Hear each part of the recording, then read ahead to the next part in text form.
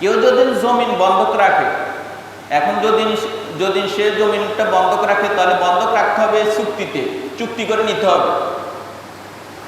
চুক্তিটা হবে যেমন আমরা দোকান ভাড়া দিই, যে রকমের দোকান ভাড়ার মতো হবে। এটাকে আরবিতে ইজারা বলে। ইজারা মানে ভাড়া দিবেন, আপনি লিজ দিবেন। এখন ভাড়া দিবেন কিভাবে?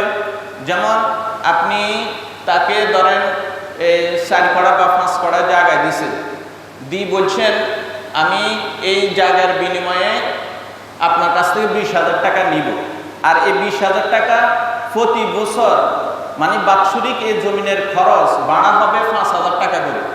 তাহলে 4 বছরে 20,000 টাকা তার পরিশোধ হয়ে যাবে। 4 বছর শেষ হবে, তার জমি তাকে বুঝে দিতে হবে।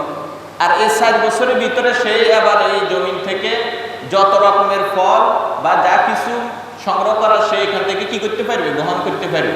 এই সিস্টেম ছাড়া অন্য কোনো সিস্টেমে যদি কেউ এভাবে জমিন পট লাগায় তাহলে সেটা সম্পূর্ণ সুদের আওতা পড়বে।